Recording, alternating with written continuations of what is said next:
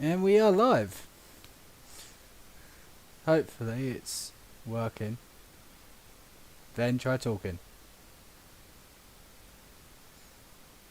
Okay, that's an excellent sign already.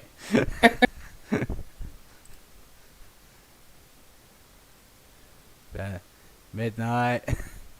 Hello. Right, there we go. Fucking hell. Sorry, I had to move my mic back in front of my face. Ah, right. You chose that exact moment to do it. Okay, wonderful. Sorry, I thought it was fine at that particular moment. You know, apparently not. Well, good evening and welcome to the Dungeon Nerds podcast. I am joined, as always, by the wonderful Midnight Wolf, whose fucking incompetence shows through as ever. Well, it's not going to change, is it? Right. And yeah, I know it's been quite a while since our last podcast. There's been multitude of reasons for that. Mostly, I'm terrible at setting plans into place, and we've actually been busy as all buggery. We'll go into some of the things that we've been English that we've been busy with later.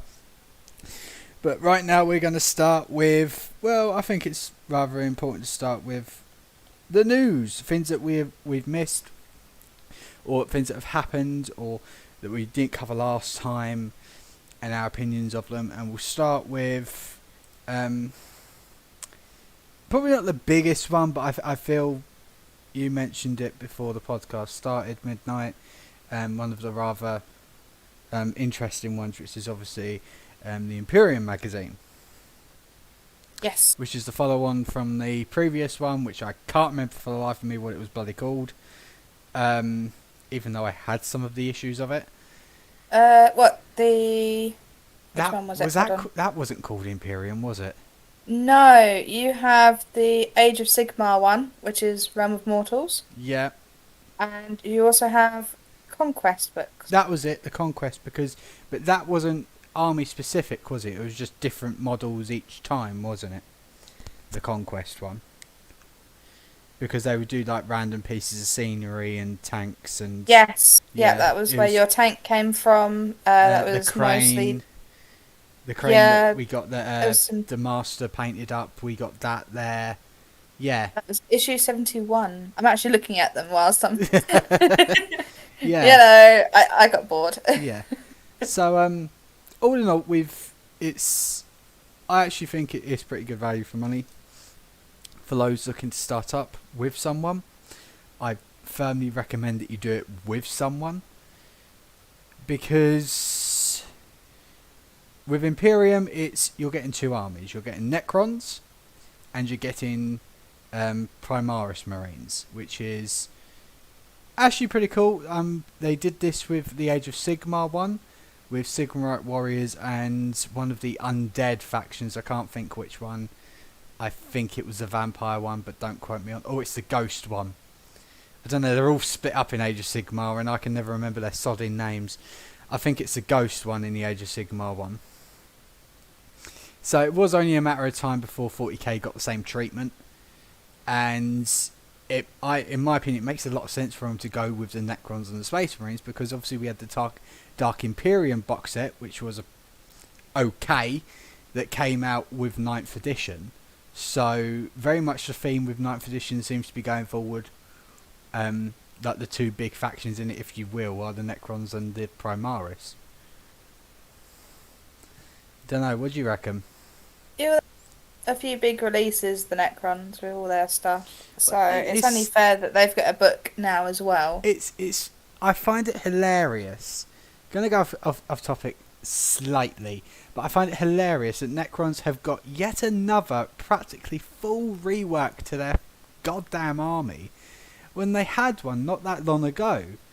If you really think about it, I mean, I say not that long ago, it probably was quite a while now. Looking back on it, it was 5th edition, wasn't it? Really, but That was quite a yeah, while ago it now. doesn't seem like it. It was right on the tail end of 5th edition, so it was pretty much 6th. If we're completely honest with ourselves, I'm pretty sure Necrons were the last army to get a codex update for 5th edition. Yeah, they were. Necrons were the last army to get a Codex update for 5th Yeah. edition. I'm pretty sure on that. Because the last three were Dark Eldar, Grey Knights, and Necrons. Not necessarily in that order, but they were the last three. Because I'm pretty sure Necrons was the last Codex worked on by Matt Ward. To my knowledge, anyway, he might have done some extra stuff in 6th. But the point is, they did get a complete overhaul with that edition. And yet there's certain factions... Well, not certain factions. A certain faction that is still, in my mind, to get a proper overhaul. And that's the Eldar. And I know they've released some shit for the Ynnari and the Jakari, but I think they just... the you know. Eldari themselves... I mean, did you realise most of the... You know the Phoenix Lords, they're special characters. Do you know what edition those models are from? The majority of those models are from. I have no idea. I'm not a big Eldar player. Second! Really? Yeah! The majority of the Phoenix Lords... Some of their fucking aspect warriors are still using practically... I mean, not literally because they used metal back then, but pretty much the sculpts are exactly the same. They're from 2nd edition. I mean, Jesus Christ, I thought that Space Wolves had it bad with Ragnar Blackmane, and they did. But nowhere near as bad as the Eldar, because that's the majority of their character lineup. I think there's some that have been updated recently, but others but other Phoenix Lords haven't been updated. And that's fucking insane. I mean, I remember, I think we've mentioned it before in the podcast, and I mentioned it to you not that long ago, that when they announced that the Howling Banshees were getting released in plastic, my reaction was, what do you mean they're getting released in plastic for the first time? Like, it was what, 2019, the tail end of 2019, and we were just like, Yeah. what do you mean they've just been released in plastic? They're Howling Banshees. Like, they're a staple of... And no, it's just, I assumed, because obviously I'm not an Eldar player, I only know a handful, I just assumed they were already in plastic, because they're such a staple... In my mind, they are a staple of the Eldar. But regardless, I think it is a very good army to pick to go alongside the Space Marines, because they're so contrastingly different. It would have been too easy to do Chaos versus Imperials with this, but going with Yeah, Necrons, well, that sort of seems like they've always done the Chaos versus Imperial. well, that's no, something if you that really they've done think a in the lot older of- boxes, it was Orcs versus Space Marines with the older ones. Yeah, I but mean, recently everything has been yeah, because Chaos that is and Imperium, to be rather honest, than anybody else. yeah. But to be fair to the story, that is what has been going on in 40k. Things have been getting more centric on the, you know, Cadia being destroyed, Abaddon actually succeeding in his Black Crusade, everything going tits up, the Demon Primarchs coming out, except for Fulgrim, Angron, Perturabo, Lorgar. In other words, all of the interesting ones. You know, all of that happening, it kind of makes sense why the focus was so much on Chaos for a while. But it seems like all the focus when it comes to the Xenos factions, except for the Tau, because the Tau were a huge focus for a very, very long time. And now the focus seems to have gone from the Tau, who are in a pretty good place as far as I'm concerned, because they do get occasional new releases every now and then. The focus has gone from the Tau to the Necrons. And I don't have an issue with that, because I've always liked the look of the Necrons. I'm still convinced, as far as I'm concerned, that they are the Tombkins of 40k. Older people listening to this will know who the Tombkins are. They were a Warhammer Fantasy army. Despite the fact that the Necrons are actually older than the Tombkins. Bet you didn't know that. Realistically, in a weird way. Yes. Because they just seem like they should be older. Yeah, but they're not. Does that make sense? They're a year or two older than Tombkins were. I'm pretty sure Cetra existed before then, and Nagash definitely did. Nagash is a very, very old thing. But Tombkins as an army came after the Necrons. But admittedly, they weren't a proper army back then. They were more like a mercenary force, like an additional thing. And the only thing they really had was Necron warriors, destroyers, and lords, and that was it. Whereas now, you know, I mean, I remember a time when the Necron's biggest weakness was close combat, and that's not the fucking case anymore, is it? Uh, I feel safer keeping the bastards at range than I do getting close to them. And back in 5th, that weren't the case. But irregardless, I think it's a good one to go for because it's like the base set that you can, the starter sets that they did anyway. And I've going forward. I mean, for those interested, you can check out on Warhammer40000Imperium.com. It's got all the information on there. It's also got extra premium things for getting even more models. Which is at certain issues you'll get extra models from different factions from the main ones, so you won't get Necrons or Space Marines, or you will with those issues, but you also get these ones on top. That's what I'm trying to say. So with issue 15 you'll get Chaos Space Marines, with issue 33 you'll get Tyranids, with issue 51 you would get the Tau Empire, and issue 69, nice, you'd get the Orcs.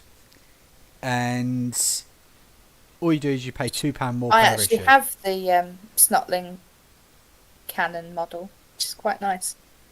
It is a very nice model. It's one that's aged remarkably well. But it has. Regardless, it's a shame that Snotlings don't exist anymore. Yeah. Regardless of that, what you're getting in those, I actually think is pretty good value for money for paying only £2 extra.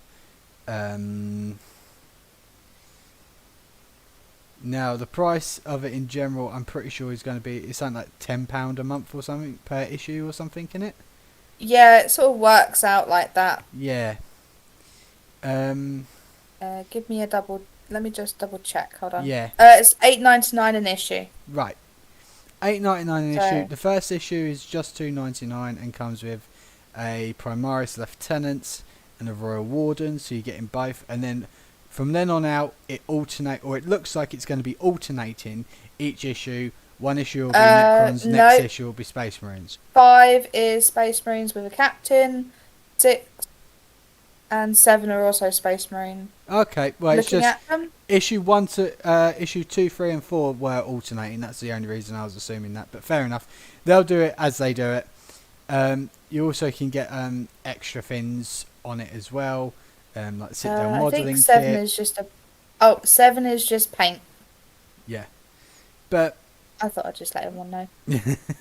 Regardless, I reckon it's well worth a check if you're looking to just start off, or you're looking to start off with someone, or you're looking to start a new project and you've got a girlfriend or a mate that's looking to get into the hobby itself, or I should say boyfriend, that's looking to get in the hobby itself, and you can like do it together. Building a force. Well, me and the boy have buddied up with a Necron guy that's just started out with it all. Yeah.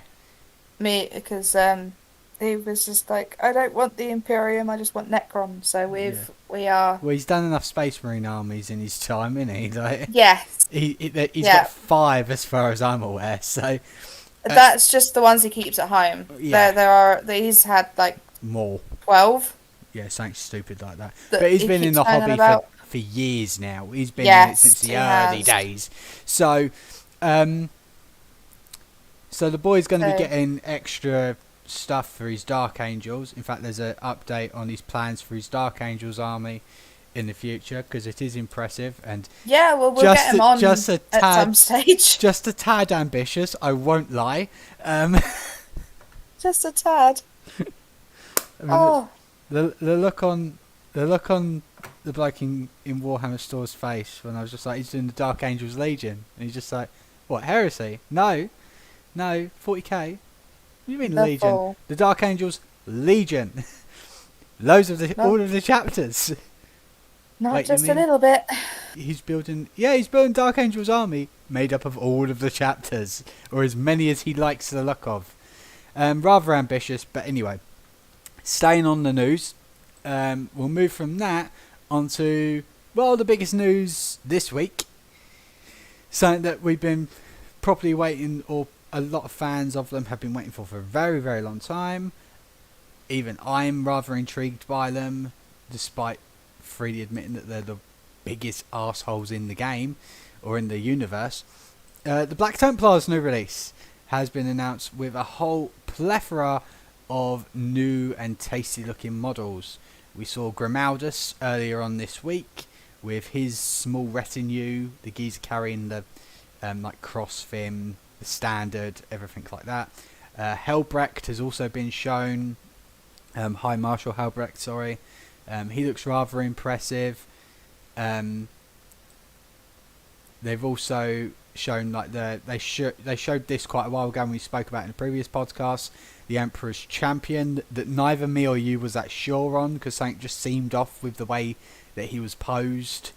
I've honestly put that down to now purely it's the issue was, for me anyway, looking at it again, it's just the way he's holding his sword. It just doesn't seem natural.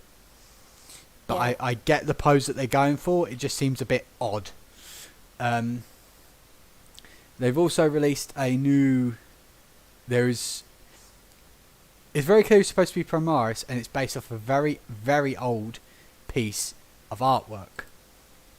Now, most of you would have seen this artwork. It's by Mark Gibbons. For those of you who know Mark Gibbons' work. Midnight, I'm about to send it to you now. I should have sent it to you earlier. You'll know the artwork when you see it because you've seen it before. Alright? Okay. Just as an odd point. Yes. I'm sort of cruising around the Warhammer website. Yeah. They now do Little Monster plushies. Yes. Yes, they do. I thought I'd just throw that out there. It's just popped up on my screen. Right, there you go. It's been sent to you now, Midnight. As a nice little intermedium. Yep. He's going to be a Black Templars lieutenant, based on a very, very old piece of Black Templars art. That is an old piece of art. Yeah, very old piece. That you can possibly tell what year it is from the amount of flame. Yeah.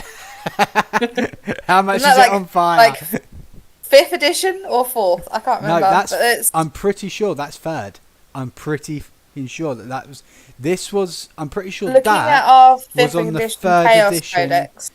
No, you know, yeah, but that still I'm got a pretty lot. sure was on the 3rd edition box set, if I remember correctly. I could be wrong about that.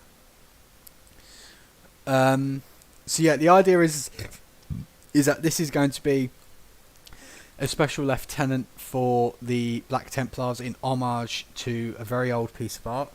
I think it's captured the whole look of the artwork very, very well.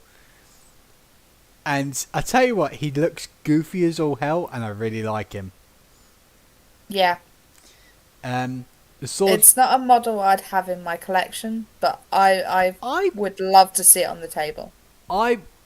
I would have it in my collection because it's a piece of... It's like that Canoness Viridian model. Yes. That's the image of that Sister of Battle from the 2nd edition Sister of Battle Codex.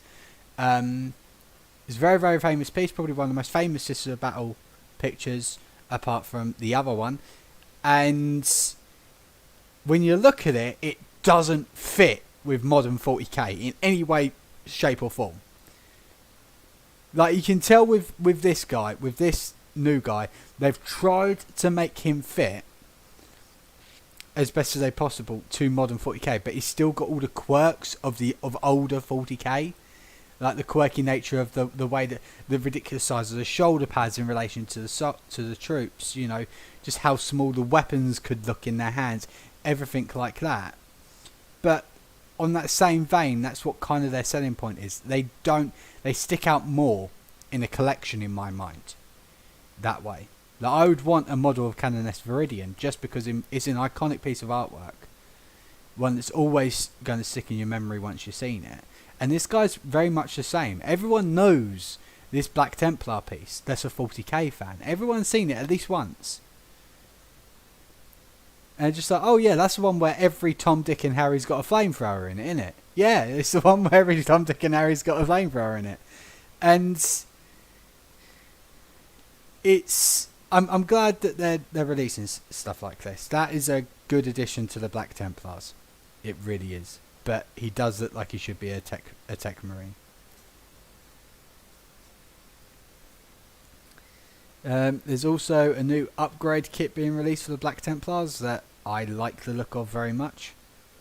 I think it's rather better looking upgrade kits. It comes with a few extra helms, heads, transfers, weapons, stuff like that.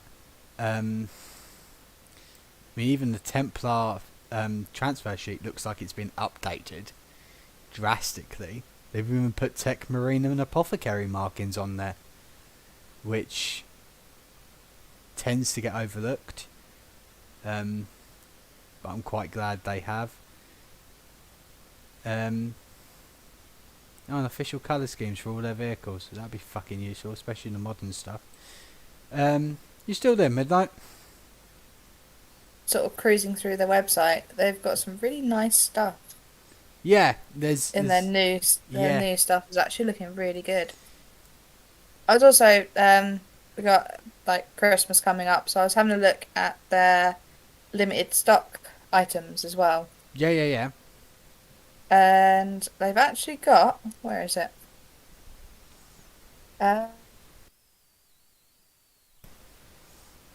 The standard dreadnought, and I find interesting. Was in the old box. The old box, yeah. Good. Because the only way you can really get hold of them now is if you're getting a Furioso for the Blood Angels. Yeah. Because they haven't released Furioso upgrade kits for the Redemptors and yet. The Black Templars, the Emperor's Champion, is temporarily out of stock. What, the old or the new? I'm not sure which one it is, actually. Got his sword pointing to the air, and he's looking downwards. So. Alright, the easiest way to describe it is on the old one, the blade is facing, like the edge is straight ahead of him. The new one, the flat side of it is ahead of him, if that makes sense. Oh no, yeah. Then yeah, it's the old one. Yeah. The old one's temporarily Also, out of stock. the old one is thinner. Yeah. Because it's supposed to be Artificer plate. So it's actually like Mark III it's Mark III armor, I think. Combined with Mark IV. And Commissar Yarrick is also on this list, you know, throwing random stuff at you now. Oh, Yarrick. Yeah, he's got a power claw. Yeah, which bit is it? The old version or the new or the more up to date? Like, well, he's looking like he's pointing, shouting at somebody, so I'm assuming it's Does the the power one. claw is the power claw about the same size as him? Yeah, probably. Yeah, that's the more up to date one then, because the old one was all curvy and shit and was well weird. So yeah, but Black Templar's getting, but I'm not gonna lie, this has pissed me off. I'm glad that Black Templars are finally getting their update. It's been a long time coming. Black Templars getting a proper update for themselves, a long time fucking coming, because they've had to pretty much just subsist off of, well, you've got your shoulder pads, what else do you want? You know what I mean? That's yeah. They've just that you got your shoulder pads. What more could you want? But after the absolutely fucking shite Blood Angels release we got last year, though it was fucking horrendous. The Combat Patrol has nothing Blood Angel specific in it at all. The Codex, I haven't got the Codex yet, but I haven't heard anything about it, which is even more terrifying. Like, I haven't heard good or bad things about it. So I'm just like, oh god, like, what the hell? There was no new models for the Blood Angels at all. And I'm just like, well, where the fuck's a new Dante? And I swear to God, Midnight, if one more Games Workshop employee just tells me that he's too old to get an update, I'll fucking shove my Bal Predator up their ass. I'm I sick. suppose I'm sick of hearing that. Everything comes at a particular time, isn't it? Really. They're not going to They release release Dante stuff. until they finally kill him off in the lore, which is just going to piss the fans off more. Yeah. Because the argument why Dante hasn't gotten a new model, the argument that I used to get off of a Games Workshop employee was, oh, he's not going to become a Primaris, which I fail to see what the fuck that's got to do with getting a new model. Honest to God, I do. I fail to see what that's got to do with getting a new model. It doesn't really. Because as far as I'm aware, unless he has been changed... Maybe they are just, waiting for a book release for him. I'm not sure. But that does sound like it is plausible. Because they're rewriting quite a lot of the old lore that we're used to. Yeah, right. There is that, but the thing is that Devastation Bal came out fairly recently. It's a fairly up-to-date book. If they're going to rewrite Dante and replace him, I would have less of an issue with that, because honestly, because obviously I listened to the audiobook and listening to Devastation of Bal and the pleading of Dante to just let him rest, like 1,000 years of war is a lot for any man. It's very much like, okay, yeah, just let him rest. But another part of me is like, do you know what? This legend, this man that's been given command of half the fucking Imperium, and you can't give him a model because he's not Primaris. And that's the issue with Games Workshop. That's the best if that's the best excuse I can get off of a Games Workshop employee, why they haven't done Dante's model, they can fuck right off. I think that's a bullshit excuse, and absolutely embarrassing, and really just a massive show of how Games Workshop have no clue what they're doing, and are just throwing shit out there. It's like, look, this is the new stuff, this is the new stuff. And all the older fans are like, yeah, this new stuff is all great. Can we have some of the old stuff as well, though, please? No, just the new stuff, the new stuff. And if they can release Helbrecht and Grimaldus, why can't they do Dante? And all I ever fucking hear in Games Workshop or from Games Workshop people is, oh, he's too old to become a Primaris. Why? Abaddon didn't become I'm not asking for a Primaris. I don't want him to be fucking Primaris. I want an up-to-date Dante model, because the old one just looks like a regular fucking space marine with an axe. Just give me an up-to-date Dante. That's all I'm asking for. Oh, you're just asking them to realistically just resize the poor sod. Well, no, just he doesn't even have to resize him. It's not about resizing him. It's not about doing any of that. It's just giving a character that's beloved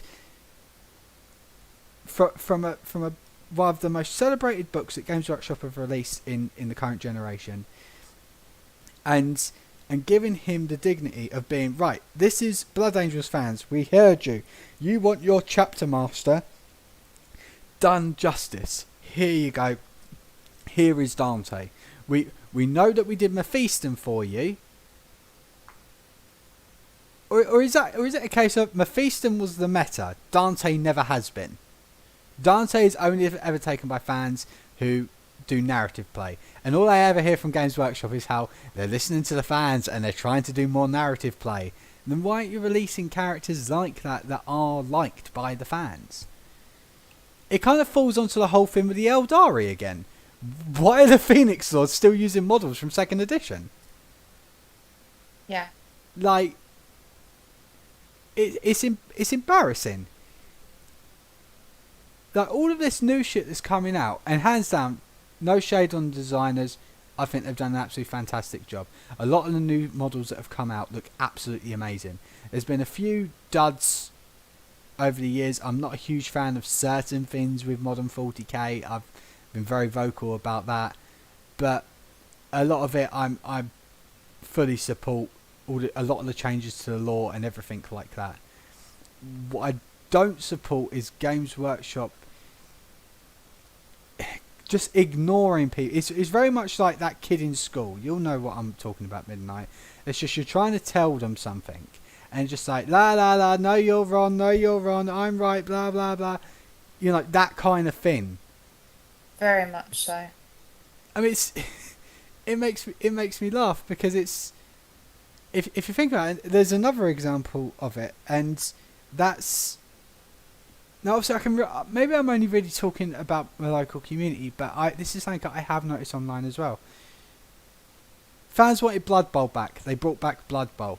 Fans rejoiced, and then they half-assed bringing back Blood Bowl and slowed it down to a crawl to the point where. Talking about Blood Bowl. Yeah. When I went into our Games Workshop, they were unboxing a selection of new stuff.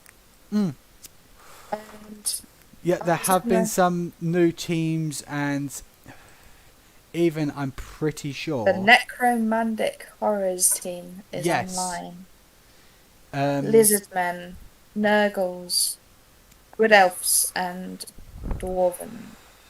There are a few others, but they're the ones that I'm not going to think of right. The point is that the releases for Blood Bowl slowed to a goddamn crawl, and fans lost interest because they was just like, well, I'm gonna have to wait like 3 years for my fucking team to come out. What's the point in playing? And because you can't just expect people, like the elves took about a year to come out, which I think is a joke, and that's been a thing with their box games constantly, and I get why they're rebuilding the game system, fine. Yeah. But what was the other game that people were asking for? Well, it certainly wasn't Aeronautica. Now, no, don't confuse. But they are getting new models as well. Don't confuse that statement by thinking that I don't like Aeronautica. I fucking love that game. I love the models. I've loved painting and playing with them. It is one of the boys' favourite games. Yeah, the boy loves it. I've had a huge amount of fun with the master. It's just been a lot of fun to play,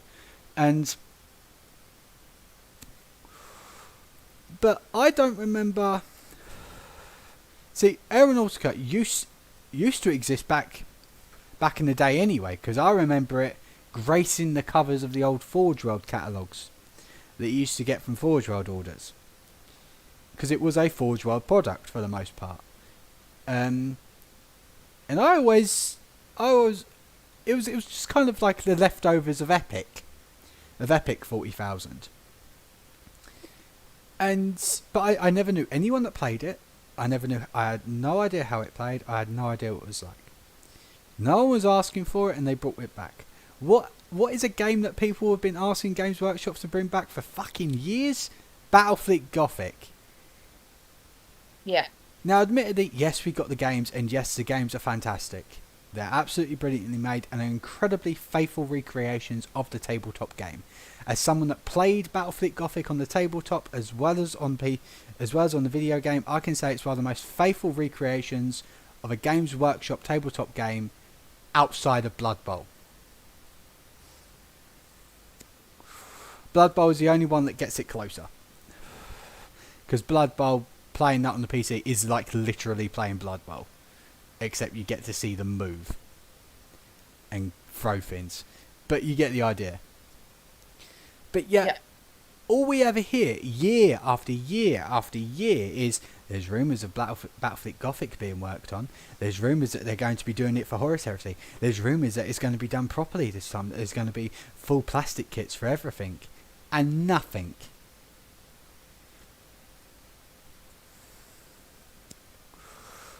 Now, I still maintain that if Battlefleet Gothic was to get released, first of all, the moment that it got announced, fully expect a podcast to be up with me going on my opinions about the announcement and everything like that, and me following it very, very closely on here, because I love that game.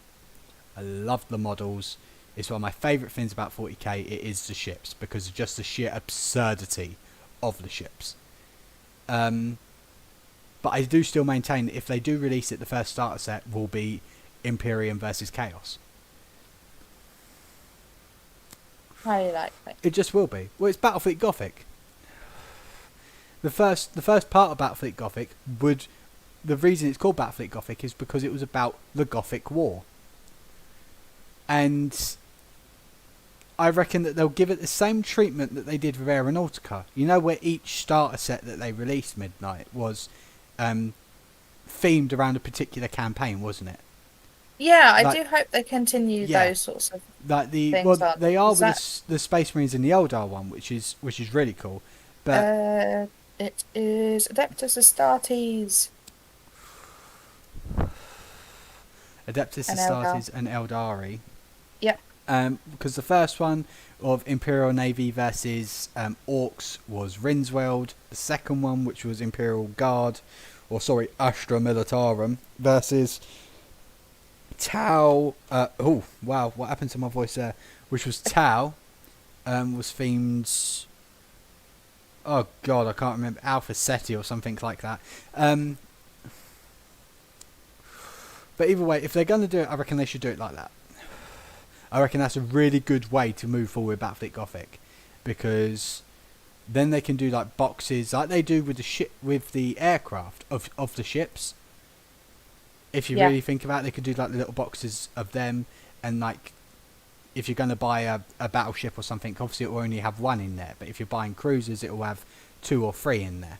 That kind of thing, you know what I mean? Yeah, that makes sense. Escorts, you get like 6 in there, so that's 2 squadrons. Doing stuff like that, I reckon, hands down, Games Workshop, can listen to this and hear me out. This is your business plan when you release Battlefleet Gothic, which you will do. I reckon the starter box set should be pretty simple. 2 cruisers for each faction, and 6 escorts for each faction. That should be the starter box set. It should have a campaign or a battle themed for people to play with first time round. The rules aren't that hard to play. It's really not. It doesn't have the grid style movement of Aeronautica, but I think that works to its benefit more than anything else. Don't change the core rules, and don't change the ships too much. Keep the idea of the ships, and as time goes on, start releasing like the bigger stuff, like the Vengeful Spirit, Planet Killer, Terminus Est. I'm just mentioning Chaos ones. The Honor of Macragge. What's the Space Wolves one? The Hrolfknir. Stuff like that. Release stuff like that, or at least upgrade kits for them. That would be another good way of doing it. Releasing upgrade kits so that people could choose to upgrade it. Because if you do an upgrade kit, one, you earn yourself more money because they've got to get the base battleship, and then they've got to get the upgrade kit. Now, is that them rinsing more money? Yes. Do I care though if I get to make the flagship of Leman Russ? No. I don't care in the slightest. I'll happily pay the extra £10 to buy it. But I think that would be a good plan for them to go forward with that. I honestly do. It does sound like a really interesting set. I just think this is one that makes the most sense. Because Aeronautica, the way they've released it, reminds me a lot of X-Wing. Yes. And how their starter sets are. I mean, obviously it's a different layout of aircraft, and the rules are drastically different. Well, I wouldn't say they're drastically different. The rules are different enough from X-Wing, but you found it relatively easy with Aeronautica to get a grasp of the rules because you'd played X-Wing. Yeah, I like X-Wing because you don't have to work anything out. It's all sort of cardboard markers for you right there. Yeah, it's a fantastic game for people to play straight out of the box. In fact, I think it's one of the best starter tabletop games for anyone to get into. Yeah, honestly, God, it's the best one. Fight me if you disagree, but I fucking maintain it's the best one for newbies to get into because they don't have to worry about painting. I mean, when I say it's the best one for newbies to get into, what I mean to say is it's the best one for people who want to play to get into. If you want to paint, it's the worst. Yeah, because they're all pre-done models for you. Yeah, and I have seen custom painted squadrons for X-Wing, and they look amazing. But it's one of the reason I say it's the worst one is because you're already painting over already established stuff.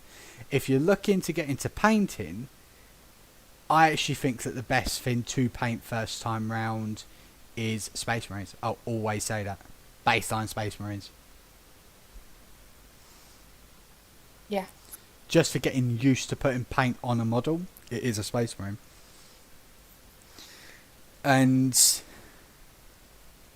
there's plenty of tabletop games out there. I mean, you know of some of them, obviously, Midnight, because I've come to you with them and I've shown them to you or I've played them. But you've got games like Bolt Action, Dystopian Wars. Dystopian is fun. Dystopian is fun, and the ships in that are rather interesting. You haven't heard of Dystopian Wars. Dystopian Wars are set in an alternate Victorian age setting, where you've got all of the nations. Essentially, some advanced technology was found in Antarctica, and a nation was formed, mostly made out of like intellectuals and scientists, researcher types.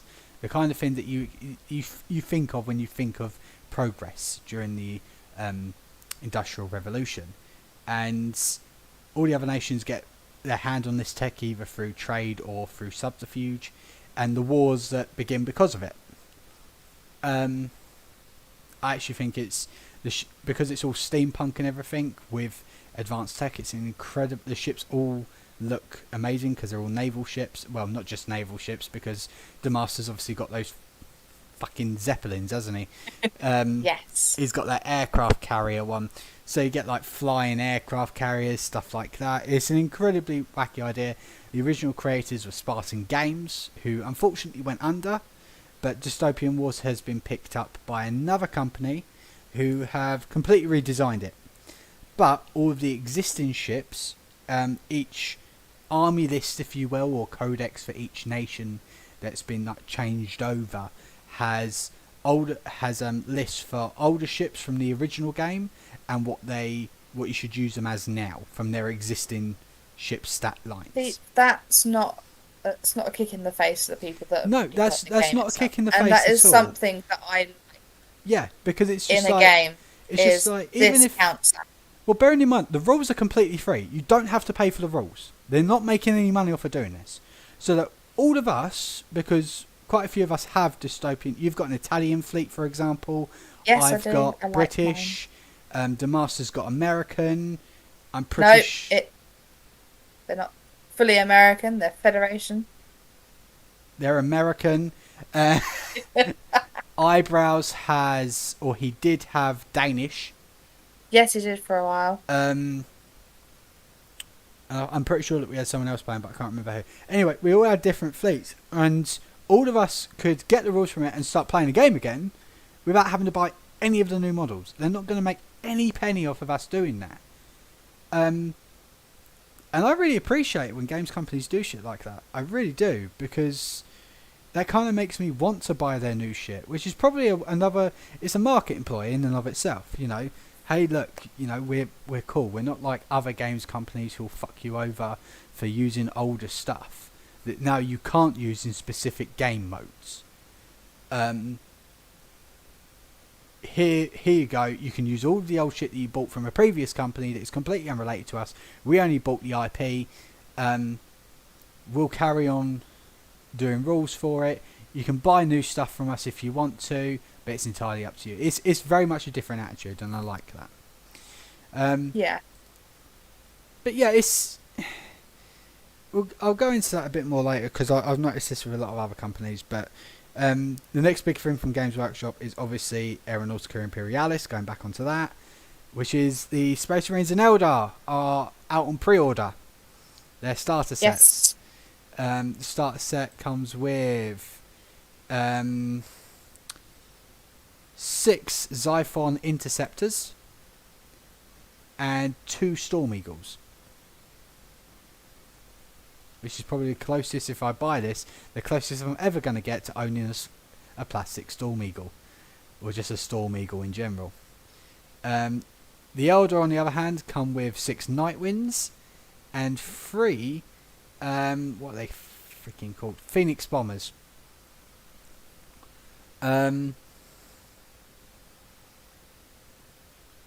it's pretty standard with what we come to expect with Aeronautica Imperialis. You get a new board, although the board, I won't lie, is quite small, but it's just a base board. They're always quite small from the base sets, aren't they? We've got the special one, which is bigger. Yes, yeah, we ordered a selection of things. Comes with extra tokens, transfers, some dice, and the rulebook, which will have all of the rules in there as standard, and it will also have the faction-specific rules for each aircraft. Yeah, it'll also give you the quick reference cards for both factions. And I wouldn't be surprised if they also put in there the rules for the Thunderhawk and the Vampire. 2 aircraft which have been confirmed. It is highly likely because we did get those with the other one. Yeah, well, they showed they did confirm that the Thunderhawk at Games Day. That Thunderhawk would be coming out. We're also getting an extra thing which is unrelated to the release, which is they're releasing plastic ground assets, like the models. You know, like the AA guns and everything. Yeah, missile batteries, AA guns, everything like that. They're being released, which is awesome. I'm really for that. I didn't have an issue with just having the tokens on there, but having the the actual models themselves is kind of cool. We've also got for Aeronautica Imperialis, they're releasing die sets. We've got the Adeptus Astartes and the Aldari die sets. Oh, sorry, no, they haven't called them Aldari. They're Asuriani. Fucking hell. Yeah, they actually look quite nice for a dice set. I don't actually like either of them. I do prefer the more elder. I maintain the Imperial Navy ones, but look better. Actually, I think the Orc ones look better. The Orc ones looked amazing. They did. The Orc ones and the Imperial Navy ones are the best looking ones. I stick by that. I'm disappointed by the Astartes ones massively. Because they're no different really from any other different dice. Yeah, they're just a dice with a skull and a halo on it. It's just like I think they're pretty much the same as everything, really. If I was going to buy specific dice, with Aeronautica in mind, if I was to do an Adeptus Astartes Force, I'd do most likely, because I'm going to be doing, it's going to be my next army anyway, I'd do a Lamenter's one. Which means that I'd be screwed anyway, because they don't do Lamenter's dice. But I'd probably get Blood Angel ones. Or if I wanted to be edgy, I'd get Night Lords ones. But I know you was thinking for your first force of getting Space Marines and then just painting them as traitors. Yes. To go with not your Thousand Sons, but your Renegades. Weren't it? Yeah. Yeah. And then when the Chaos are properly released, painting them up as your Thousand Sons, right? Yes. And then just doing I'm not waiting for the dragons or anything, you know. No.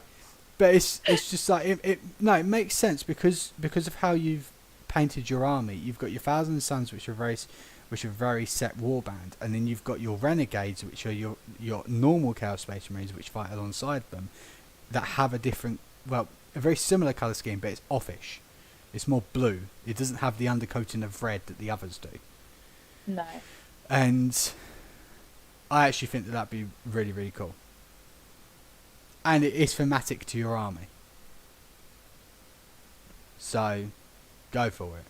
But, regardless, kind of glad that it's taken a little bit longer than I think it should have to get them out. But they're out. They're coming out. So, yeah. Onto another subject that obviously you won't know much about because you haven't been doing it much, but or you don't have it, obviously. Warhammer Plus. Yes. I've actually been incredibly surprised. I've really, enjoyed Angels of Death. Are there flaws with it? Yes, there are. But I've really enjoyed it.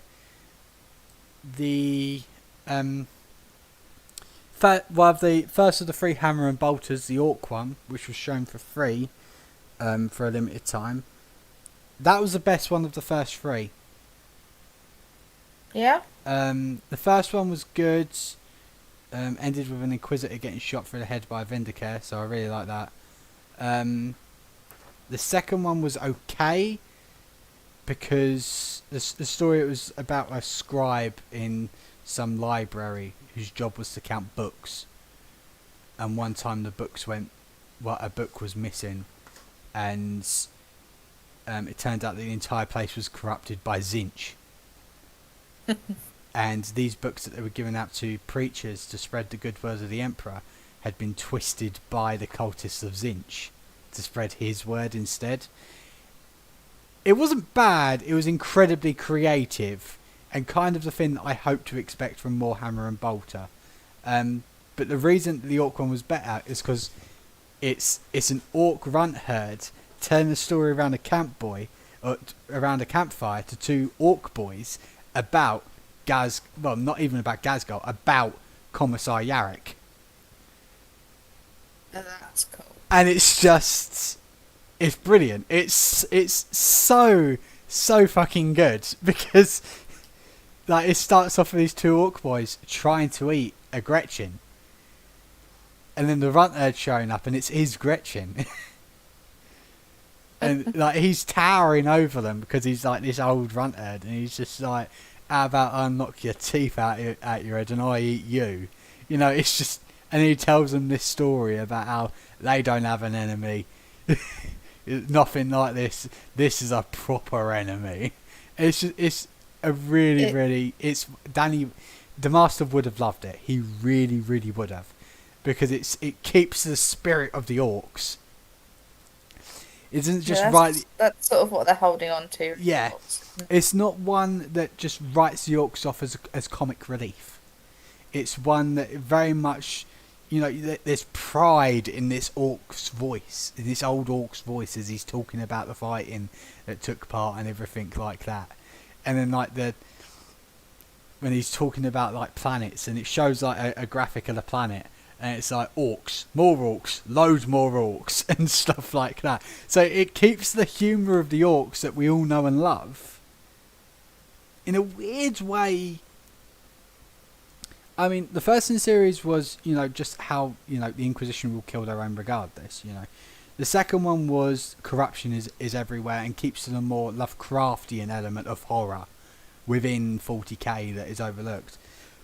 The Orc one, I think, is a truest to the spirit of 40k though. Especially old 40k. Of just the wacky nature of this universe. You know, Orcs do tend to hold them like the most history, if that makes sense. And with how they see the world.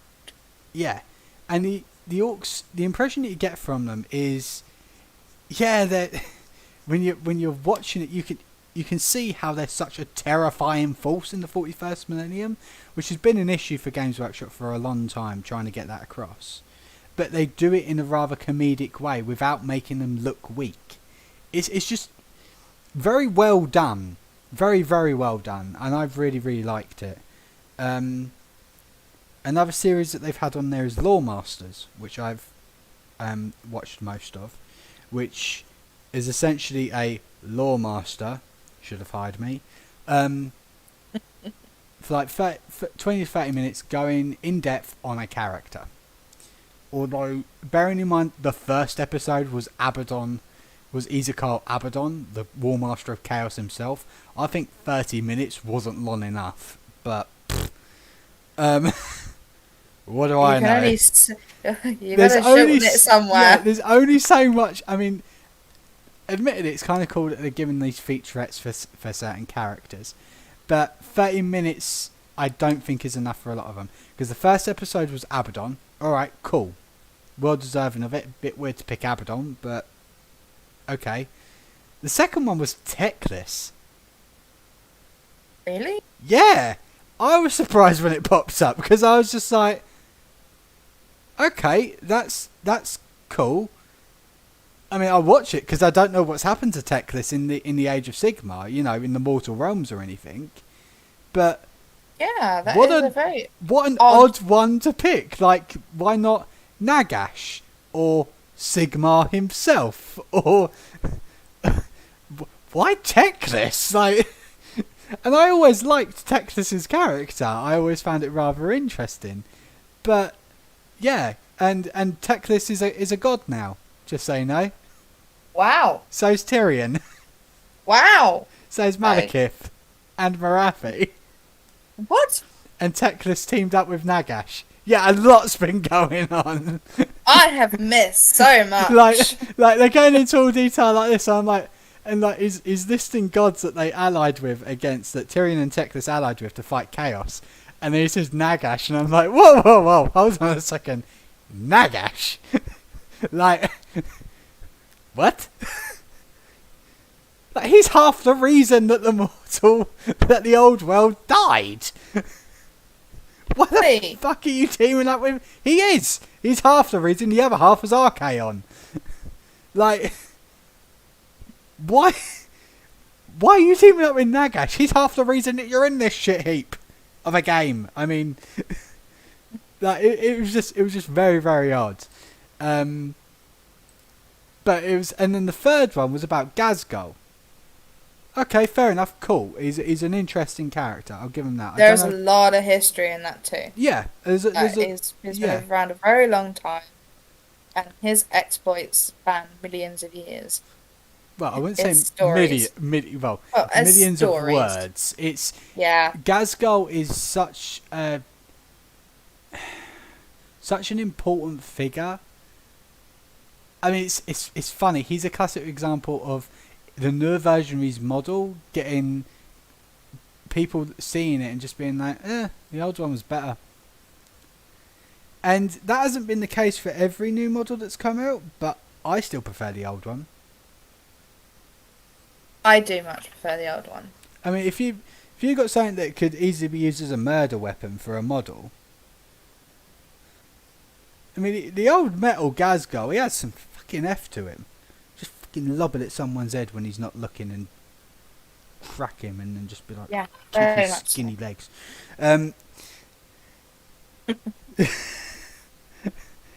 It's getting evils. But so it's kind of cool they're doing that. They've also got a lot like painting things on there and battle reports, which is also very, very cool. Do I think it's worth the money? That is the big question. Yes, I do think it's worth the money. Do I think that Games Workshop's practices, however, leading up to Warhammer Plus coming out when it came to community, I'll say community contributors, but fan-made projects is probably a better way of putting it, are justified. No, not justified, that's the wrong word. Are reasonable or necessary? No. I do get why they took the stance they did. I do not. The heavy-handed nature of it, however, did nothing to help the way they looked in the eyes of the fan base.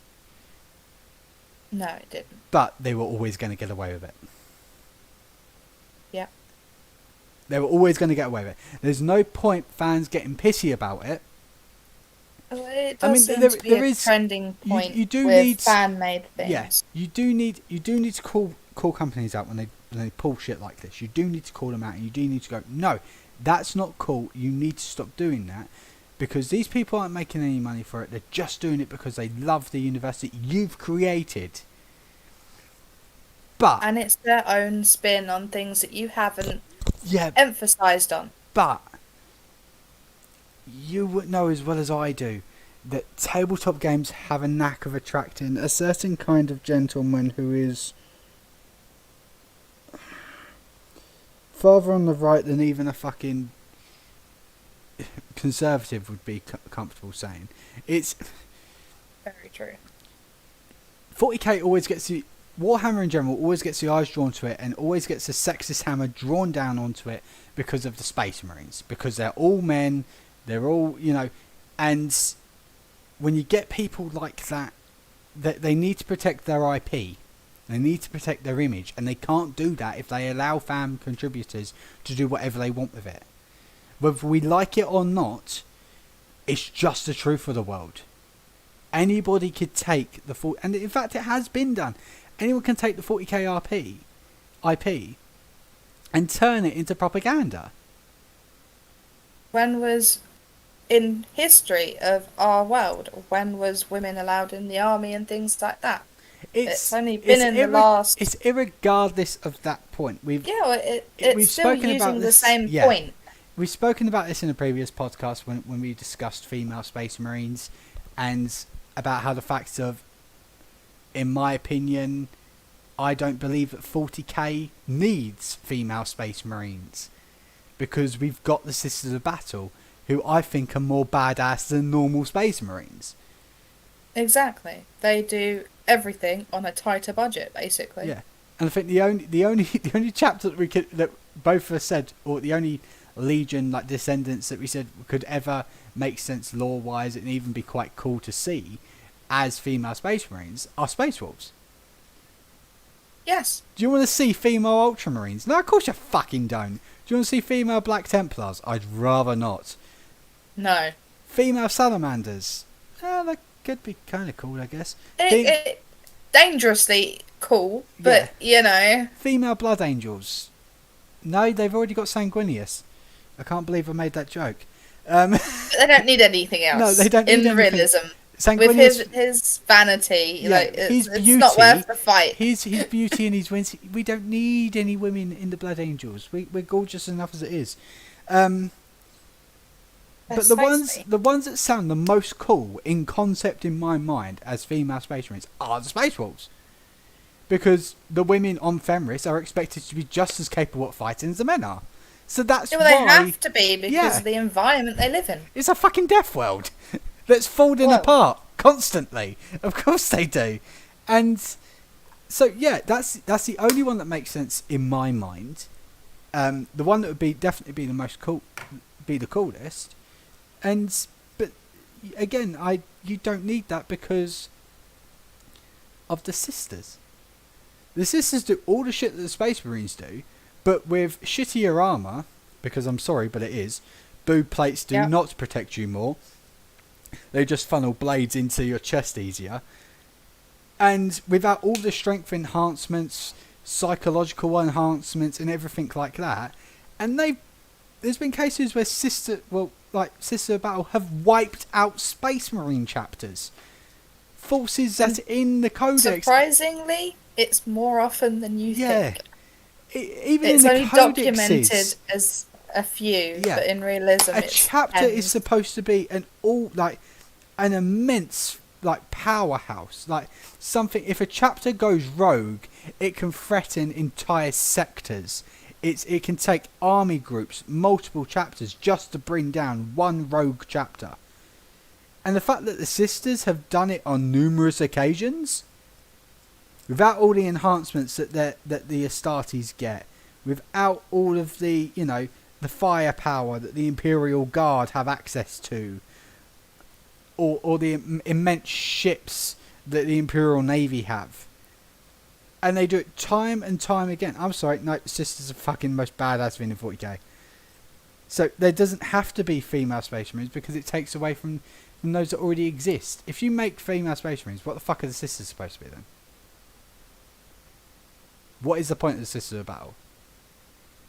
But if you don't like futuristic space nuns wielding explosive ordnance, then you're in the wrong game, mate.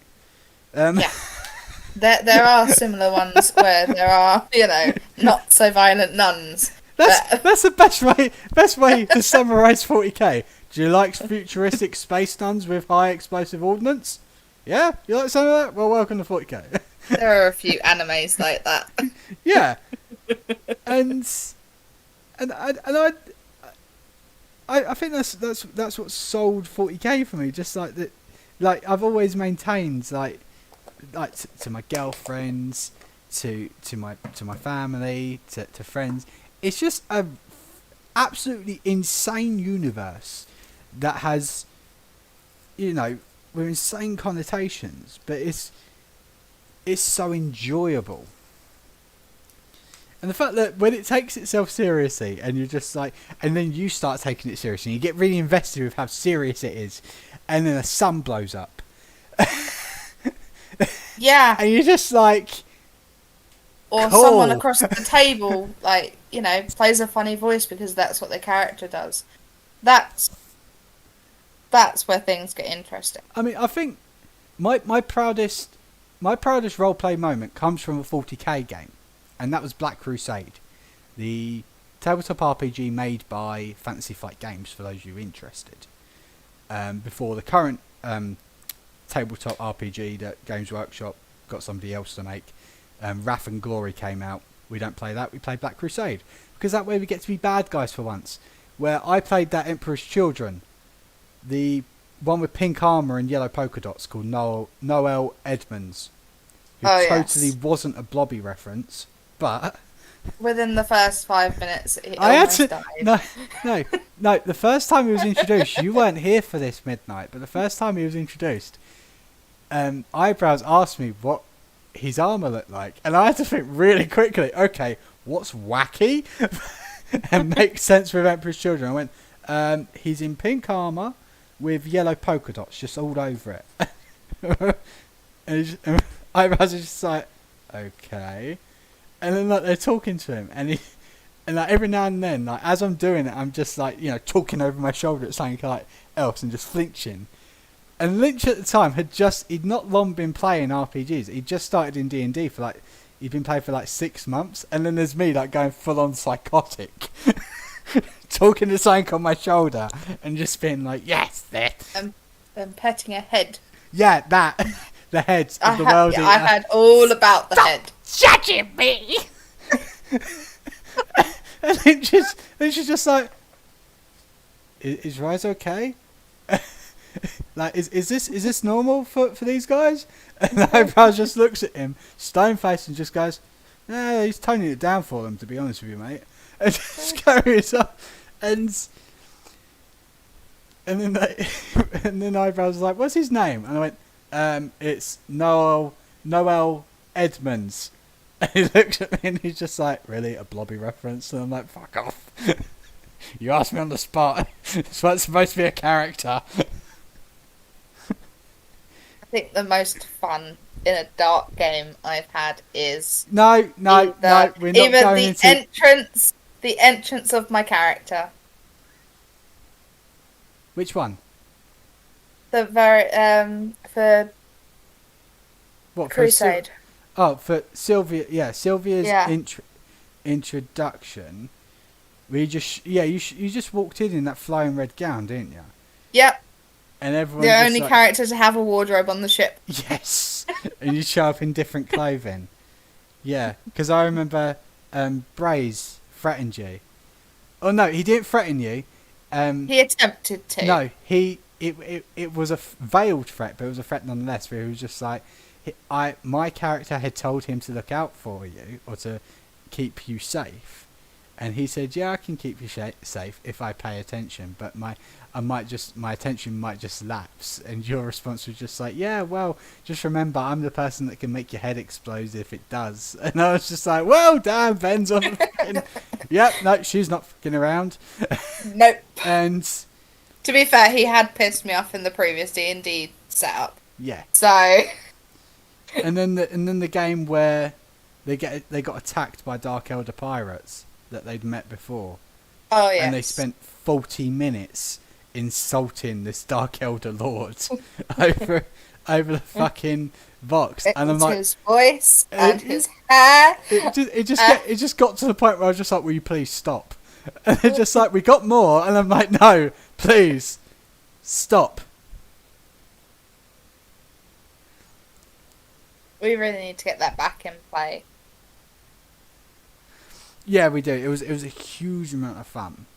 The thing is that we've tried numerous role-playing games. And if anyone else has had this issue with their groups, please let us know. And each time we start, it goes really well, and then it just kind of peters out. And I'm not sure whether it's people lose their interest or... Well, I know a couple of people that have lost work and schedules, haven't married up with even on their online games for D&D and things like that. So it's also that comes into a big factor. And fallouts in the group is another big one as well. Yeah. I mean, we've always come back to D&D because it's just like, it's our staple. I don't think... The reason we've never gone to back to Vampire the Masquerade is because of the... Have you seen the size of the rulebook? It's not just like that. it's. I still maintain there's more rules in D&D, but the issue with Vampire the Masquerade, I do not think it's the rulebook, because a lot of the stuff in that rulebook is lore. I think the issue with the group not going back to Vampire the Masquerade is purely the clusterfuck that game become. Yep. It started out I wasn't able to play for a month, and I come back, and the master's response is, "Oh my god, I'm so glad that you're back. I finally get some normalcy." And at the time, I was playing as Alucard from Hellsing Ultimate Abridged. And I was just like, "You're glad to have me back? Like, what the fuck's happened?" And it's just like, they got their hands on some alien ships, there's a battle going on, Blake Marber's turned into a drug lord, there's an alien armada attacking Earth, there's a full invasion going on, and I'm like, I've been gone a month. Like, what the fuck have you people been up to? Yeah, no, there was a couple of in-character disputes because I went left and another character went right, and I got the command of the ship and they didn't. A naked guy got his hands on a gun. There was... Yep, and then the subtle like vampire-esque investigation game that the master had envisioned in the space of a month went from all subtlety and, you know, like veiled threats and everything like that to an alien armada is approaching and is going to invade Earth. You have to stop it. To which point I managed to capture 80% of the ships and send them back to space. How off the rails do you have to be as a GM or a dungeon master for that to happen in a month? Like, this is what happens when people say anything goes to a new game no one has played yet. Actually, that is something that I want to discuss. Anything goes thing. Now, any listeners listening to us ramble on about different things.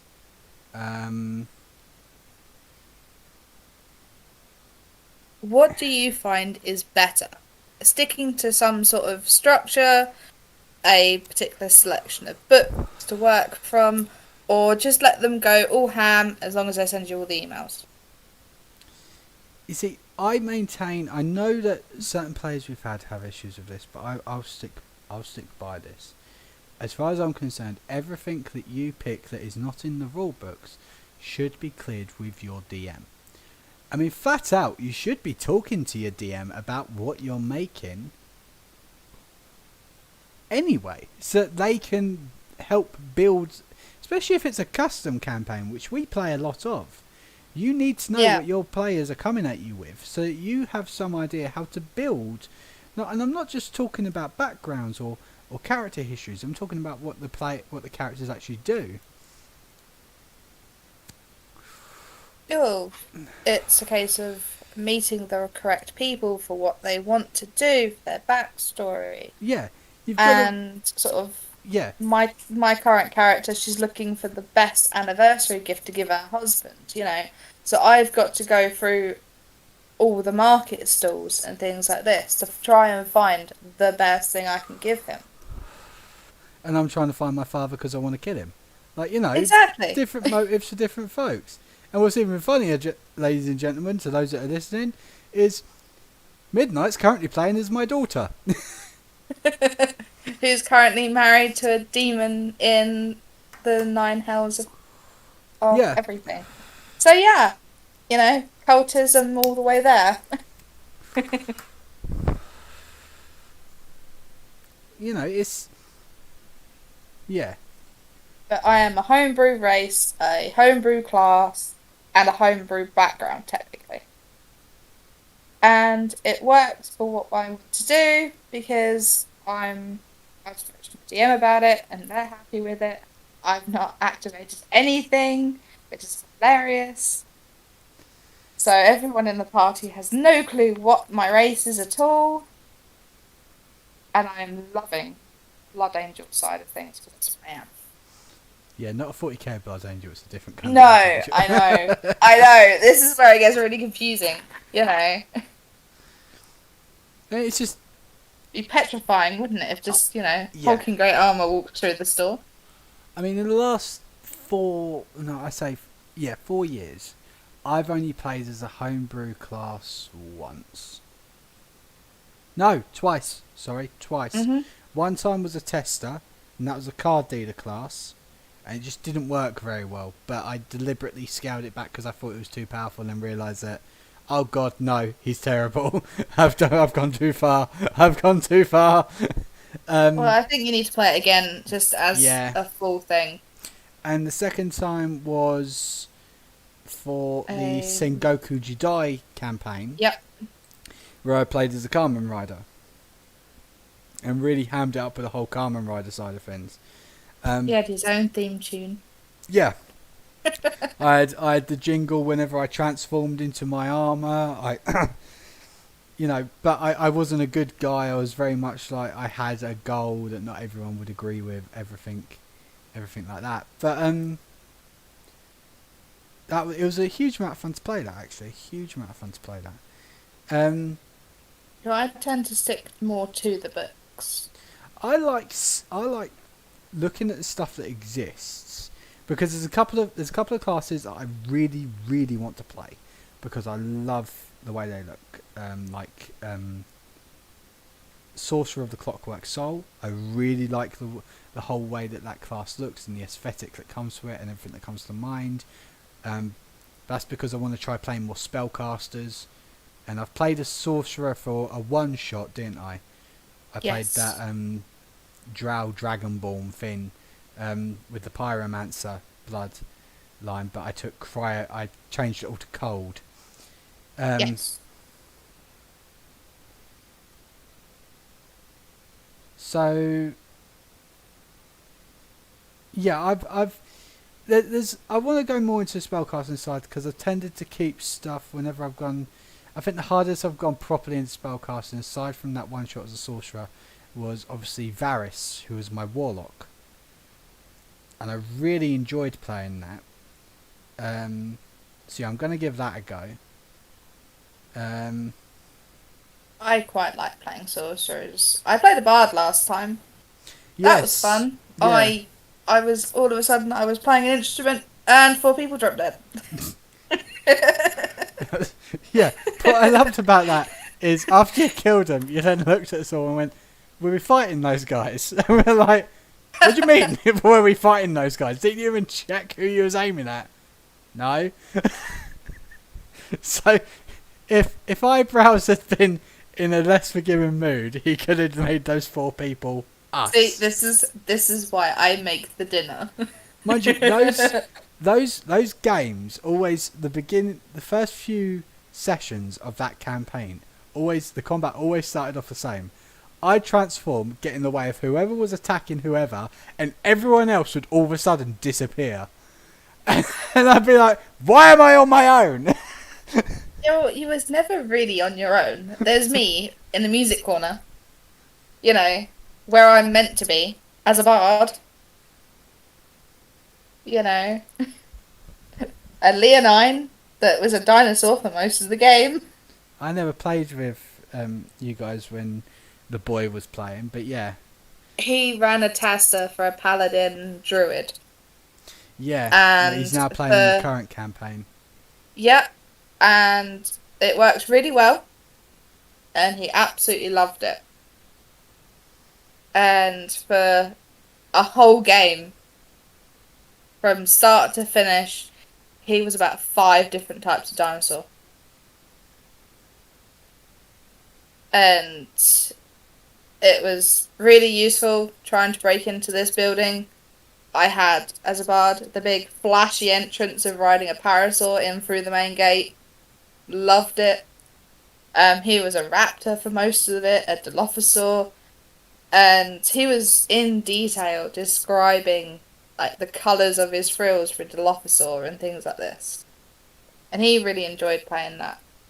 But he also liked the fact, because he was missing for a couple of days, a couple of our games, and he was just like, we were describing to him what he was doing, he was purifying the ground, and he was like, could I be sitting, like, as a monk type thing, with my tail in the ground, and just sitting on my tail, because he's a leonine with a tail, so that was what he did. He was quite proud of himself, you know, I cleared all these fields. You almost died last game. Oh, yes, he had a stupid game. that was hilarious. He just wouldn't back down. No, even no. when the rest of the group, right, look, we're gonna go and find somewhere to sleep. You're on your own, and he's still there arguing with that farmer trying to buy a goat. And the farmer's just like, get off my land. And he's like, look, I want to buy a goat. And he's like, get off my land. And he's like, I want to buy a goat. Last ditch resort. I changed into a mouse and scurry away. Yeah, he was just like, yeah, I've messed up. I'm going to run. Yeah, and he took him getting shot twice. You know. And half health and. Oh, bless him. I was just like, what did you learn from that boy? And he's just like, don't mess with the shotgun farmer. And I'm like, damn straight. And he's like, but I could have killed him. And I'm like, you couldn't have. But oh, bless him. What was that, my love? Oh, okay. Sorry, my bad. It was once. Demaster has just informed me of my correction. I just hear the mumbling from Demaster in the background. Oh, the poor sod's got a cold, so you know, banished right. the sofa. But no, it's. I mean, he's really looking forward to getting more into 40k, and it's nice to see somebody young getting excited for stuff, rather than us like, you know, all being miserable about it. Yeah, well, there's always going to be some old miserable people, aren't there? Yeah. In any game.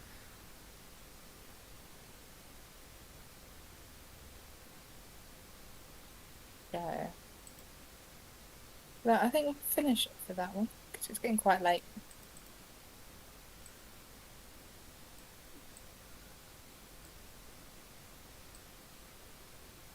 Hello? Yes. Sorry, everyone went quiet. I thought I got lost. All right. Okay. I've got Demaster laughing at me over there.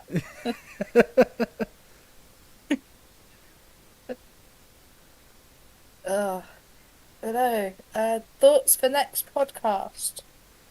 Yes. I think we'll play.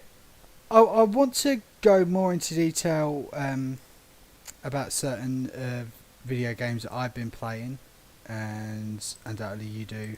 Because you always said we'd do a podcast, and in the podcast we'd cover some video games and everything. So I think next time we're going to talk more about our video game habits and what we like to play.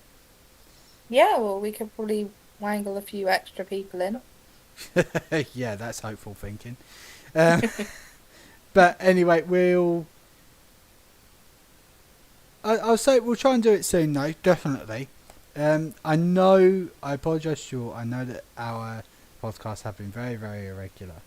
I am trying to make it more of a regular thing.